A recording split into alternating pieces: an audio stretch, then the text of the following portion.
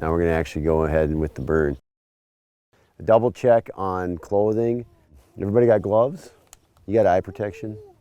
We are going to move up and we're going to do a small unit. And we're going to demonstrate a lot of the things that we talked about in the classroom today. We're going to use the tools that Joe's described to us. We'll demonstrate the hand tools, and we'll kind of just take it piece by piece and talk our way through it. We're going to do a little bit of head firing, a little bit of back fire. We're going to show you, moving the wet line onto the fuel, off the fuel. Of course, things aren't going to be super dramatic. We're a little bit cold as far as, cold, a little cooler, a little moisture, I should say. We'll take our weather reading up there on the unit. We'll pull out, several of us have these Kestrels, and we'll take those out and look at wind and relative humidity and temperature and things like that. At that point, I'll quick call dispatch and make sure that they know what we're doing. We're on a 911 system around here, so all we have to do is let one dispatch know, and then they notify the other dispatches. And that way, that if you're not familiar with that system, but then when anybody calls in and reports that burn, they can easily say, yeah, that's a controlled burn that's going on, we're fine, But where we are is on the central part of the unit.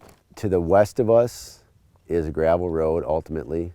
To the south of us is grazed pasture and gravel roads. To the east of us is this road system here. And then to the north is open prairie, ultimately up to the lake. So as far as the security of the unit itself, it's all surrounded by grass. But as far as the security of the area, we're really secure, okay? So as far as contingency, dispatch will know my contact information. We'll have Sean with his ATV out there, I'll have mine, we'll have a couple. So if fire would happen to jump our line or anything like that, we're not gonna go crazy.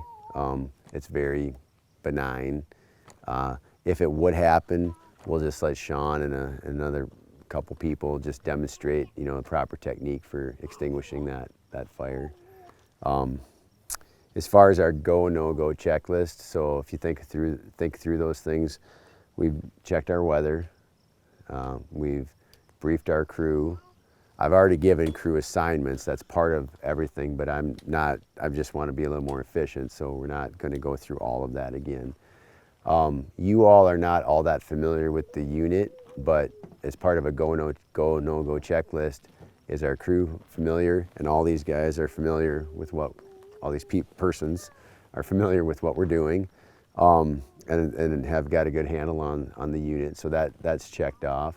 Made the calls, double checked our equipment, everything's watered up, fueled up, ready to go, tested. That's always important to do every day. Communication has been taken care of. Everybody that's got in a position of responsibility will have a radio. Bruce is going to be our student liaison today. So Bruce is, like you said, he's a producer from over by Watertown. He's been he's one of our landowner advisors for our schools with the grass school. We always want to keep a few landowners on that team. So Bruce what I want you all to be is glued to Bruce, more or less, so that you can hear the radio communications that are going on throughout the remainder of the day. Okay, we'll be doing a lot of this as well. But if I'm away from you, or if the other instructors are away from you, Bruce will be there and listening in on the radio all the time. We will show technique. We'll show a lot of those things. We may just morph it into a little bit of a scenario. So like yesterday, it was only, we were doing a 1/4 acre, but I was like, Sandy started it, and it was really good exercise where we just pretended it was really big and we couldn't see each other, even though we're like this far apart, just so you kind of get an idea of how to communicate.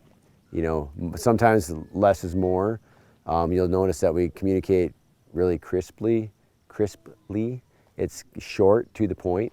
No frivolous, really, communication, other than jokes here and there, but just kind of gives you an idea how to manage your communications on a unit, and we'll get into more of that as we go.